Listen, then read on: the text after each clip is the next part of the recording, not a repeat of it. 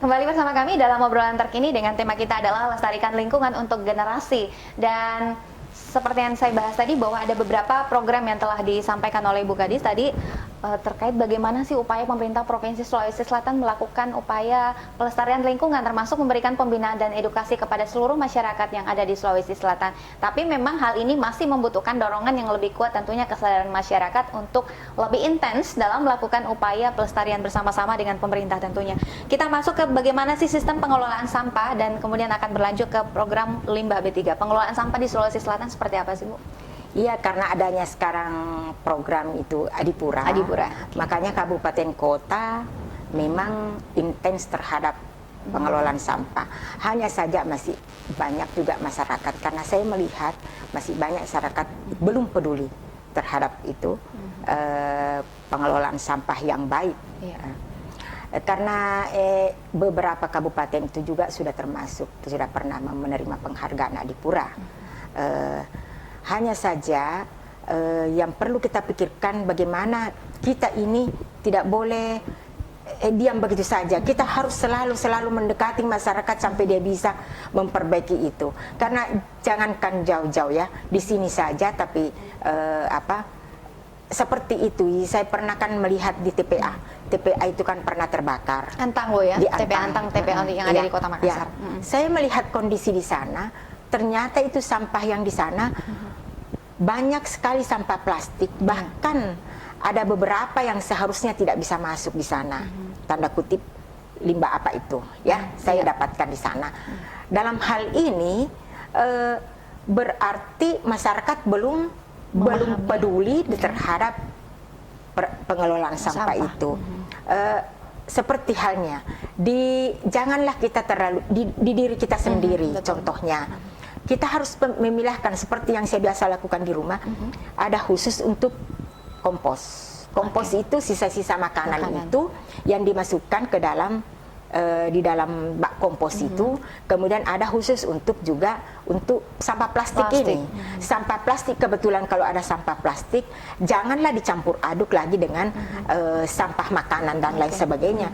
Jadi kalau masyarakat atau TPA kalau umpamanya ini datang pengangkut sampah dan sebagainya. Sampah, betul. Pengangkut sampah atau pemulung, pemulung langsung ambil itu sampah-sampah yang sudah plastiknya, Bu, ya.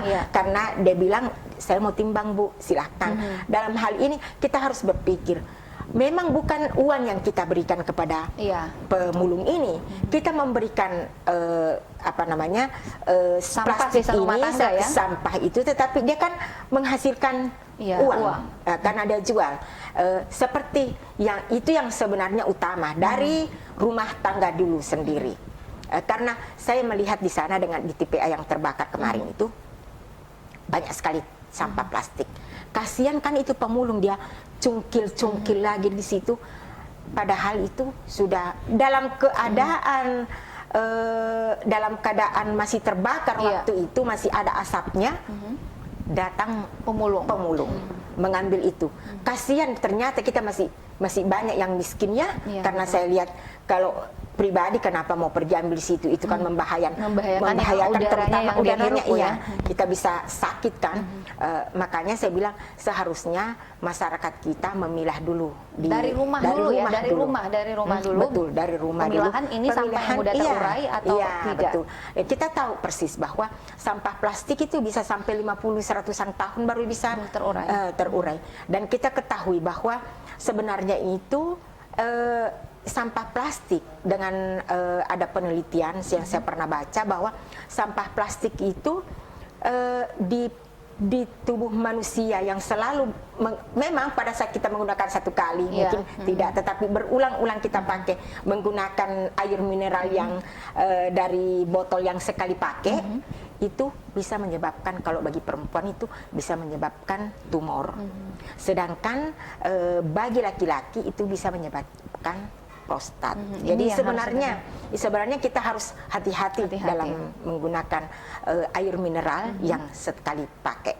Dan pertama sebenarnya itu sudah ada edaran dari gubernur, bahkan dari gubernur Wagub, kemudian ada juga dari Ibu PKK, yaitu dalam hal ini adalah Ibu Lis Fahrudin itu sudah ada edaran bagaimana meminimalkan sampah-sampah, pengurangan sampah plastik ini. Karena itu yang belum terlaksana baik tapi setelah Ibu ini alhamdulillah. Karena seperti kami ini sebenarnya setiap ada rapat diharuskan menggunakan piring. Jangan lagi pakai dos-dos, styrofoam dan lain sebagainya. Itu juga menambah sampah. Betul ya. Sama halnya kalau seperti kita ini yang sudah peduli dengan lingkungan ya. Kalau mau ke mall, bawalah kantong yang bisa dipakai berulang-ulang. Saya ingat sekali waktu saya SD, saya biasa ke pasar. Saya biasa ke pasar tradisional. Itu sekarang semua orang mau sekarang ini tidak seperti itu dulu. Dulu itu kalau saya ke pasar dengan tante atau saudara ke pasar itu di pasar itu dia menggunakan daun untuk membungkus ikan atau sayur-sayur yang kita beli. Sekarang semua menggunakan plastik. Iya. Mungkin ke depan ini perlu kita memberikan, tapi ini pikiran saya ya. Barangkali yang penghasil produksi plastik ini perlu pajaknya perlu diberikan edukasi atau pembinaan khusus Bu ya. Pembinaan khusus atau kalau saya berikan aja pajak tinggi karena terlalu terkait dengan ini ya, untuk produksi plastiknya. Produksi plastik walaupun dalam hal ini sebenarnya sudah ada beberapa juga teknologi yang bisa menyebabkan plastik ini bisa dijadikan sebenarnya seperti BBM, seperti pencampuran aspal, bisa juga diolah kembali seperti daur ulang juga Bu ya. Jadi sebenarnya itu bisa juga dari segi ekonomi, tapi pengelolaannya yang salah dalam hal ini karena mulai dari rumah tangga sudah menggunakan plastik yang tidak dikelola dengan baik, maksud saya tadi tidak dipisahkan dengan ini baik. Dicampur Bu ya, ini jadi, dicampur dengan yang mudah terurai. Betul. Jadi akhirnya pada saat ke TPA orang juga tidak, dia kasihan itu. Iya, masih dia untung ini karena berpikir masih bisa menghasilkan. Padahal dia menghasilkan uang itu kasihan. Dia bisa beli beras dengan itu. Mengapa tidak diterapkan regulasi bahwa masyarakat di Sulawesi Selatan ini khususnya ayo gunakan kantong yang berulang-ulang pakai atau stop penggunaan plastik Bu? Ya, ada wacana untuk itu ya? Sudah ada, bahkan sudah dilakukan oleh Ibu Gubernur, itu Ibu Lis Fahrudin, sudah melakukan hal semacam itu. Dan kita juga sudah pernah melakukan di mall, tetapi waktu itu hanya memberikan sosialisasi, kemudian berikan dia punya kita berikan stiker-stiker atau pengurangan sampah plastik itu. Nah, terkait hal ini kita membahas dengan bagaimana sih sebenarnya kualitas udara, karena inilah lingkungan, jadi kualitas udara kita di Sulawesi Selatan termasuk kualitas air juga. Seperti apa sih secara umum Bu? Secara umum masih kondisi baik kalau untuk Sulawesi Selatan, tapi memang ada beberapa cuma saya tidak hafal, maksudnya kan kalau kualitas air itu kan harus melakukan pengujian sama dengan udara. Iya, kalau itu yang kami lakukan di DPLH gitu. Dan karakteristik dari masing-masing daerah atau kabupaten kota kan berbeda Bu ya. Tapi secara umum tadi jelaskan bahwa berada pada level baik ya. Iya, masih dalam kondisi baik. Ya, masih kondisi. Tapi ada memang yang membutuhkan perhatian serius. Maksud saya begini, kalau pengujian itu kan ada titik-titik yang harus kita perhatikan karena harus melakukan, tidak bisa saya mengatakan bahwa kalau secara keseluruhan begitu.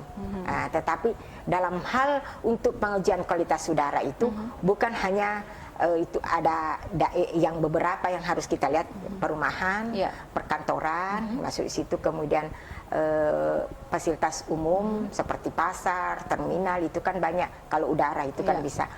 Kemudian seperti di Kima perlu juga kita memberikan tapi di Kima itu kan biasanya dia punya sendiri. Dia punya untuk sistem pengawasan dan pengujian Bu ya. Itu karena memang terkait tadi proper itu, dia dinilai dalam proper itu. Pertama dokumennya, dalam dokumen itu termasuk AMDAL di dalamnya. AMDALnya di dalam AMDAL sebenarnya itu ada pengendalian pencemaran airnya, udaranya, kemudian air. Kemudian ada lagi satu itu limbah B3-nya. Ya, ini terkait limbah B3 nih Bu. Bagaimana sih untuk mendukung bahwa ini agar limbah ini tidak mencemari lingkungan? Tadi sudah dibahas terkait udara dan air. Masih berada untuk secara keseluruhan berada pada level baik. Ya. Bagaimana Bagaimana mempertahankan ini atau menunjukkan semakin baik? Ya. Dari tadi terkait dengan limbah B3. Limbah B3. Kalau terkait limbah B3, kami sudah melakukan ada bantuan dari pusat. Ya. Ada bantuan dari pusat yaitu insenerator. Ya, Tapi untuk alat insenerator untuk penghancur pemusnah limbah B3. Itu ditempatkan di Kima. Itu adalah hibah dari pusat yaitu KLHK. Kami sengaja dengan melihat kondisi di Provinsi Sulawesi Selatan itu, setelah kita melakukan pengawasan di beberapa rumah sakit, kita koordinasi dengan pusat, akhirnya alhamdulillah kebetulan diserahkan ke kami itu bantuan itu. Itulah kami menghancurkan, tapi kita sebenarnya itu tujuannya bagaimana terkelola limbah B3 dengan baik ini pengelolaannya itu. Karena begini, rumah sakit kita kan anggarannya sangat sedikit pasti, terbatas kan? Terbatas. Jadi kita dengan adanya insenerator limbah B3 kami itu, jadi yang selama ini mungkin harganya sekian, dengan adanya bantuan itu yang meminimalkan harga, maksudnya serendah-rendahnya, kalau tidak salah cuma 15 per kilo per itu untuk pemusnahannya itu. Dan bahkan kita mendapatkan PAD juga dari situ. Dari situ ya Bu ya, terkait itu. Jadi nambah ya, membantu PAD, kemudian menghasilkan juga ya terkait hal ini. Ya, membantu, tapi masih khusus untuk rumah sakit. Tapi masih ada sekitar berapa, kalau nggak salah 10 ton belum bisa kami layani itu. Karena keterbatasan alat Bu ya? Iya, alatnya cuma satu. Alatnya cuma satu, kapasitasnya juga cuma satu. Mudah-mudahan ke depan ada yang mau menambahkan. Dan terkait dengan itu kami juga dari DPLH, dalam hal ini Gubernur, memang konsen fokusnya terhadap penanganan limbah B3 itu. Jadi kami rencananya akan melakukan ini sementara dalam tahap kajian untuk penimbunan limbah B3. Yang selama ini dilakukan adalah fly ash-nya atau abu insenerator itu, abu dari pembakaran insenerator itu masih dikirim ke Jawa. Masih dikirim ke Jawa. Jadi nanti rencananya ini mudah-mudahan terrealisasi cepat, itu kami mau melakukan penimbunan di sini dari hasil limbah tadi, ya. Ibu, dari jadi B3. tidak perlu lagi dibawa ke Jawa. Nah, jadi kita sendiri, jadi mungkin bahkan mungkin provinsi lain yang akan ke sini. Jadi meminimalisir biaya lagi Bu ya. Itulah bantuan Provinsi Sulawesi Selatan untuk termasuk dengan inseneratornya dari pusat, tetapi memang dalam hal ini Gubernur beserta Wakil Gubernur mendukung kegiatan seperti itu. Biar bagaimana masyarakat ini lebih baiklah dari kalau sistem pengawasan yang dilakukan seperti apa Bu untuk atau sinergi dengan kabupaten kota? Sinergi yang kami lakukan dengan kabupaten kota, apabila yang masuk pengawasan atau pembinaan ke perusahaan itu, kita melihat di Kabupaten A umpamanya, atau taruh di Kabupaten Bantaeng, kita pasti koordinasi dengan Kabupaten Bantaeng itu. Termasuk proper tadi kita biasanya sama-sama untuk melihat bagaimana sih kondisi, apakah komitmen yang dimasukkan ke dalam dokumen AMDAL-nya itu apa sesuai. Karena jangan sampai perusahaan ini hanya menyimpan dokumen ini, hanya sebagai administrasi saja bahwa kami sudah punya dokumen, jadi bisa lanjut. Tapi kami tidak berhenti sampai di situ. Kita harus tetap melakukan pengawasan dalam hal ini. Tapi memang dalam hal ini memang tidak semua perusahaan kita yang mengawasi atau melakukan pembinaan, tidak semua.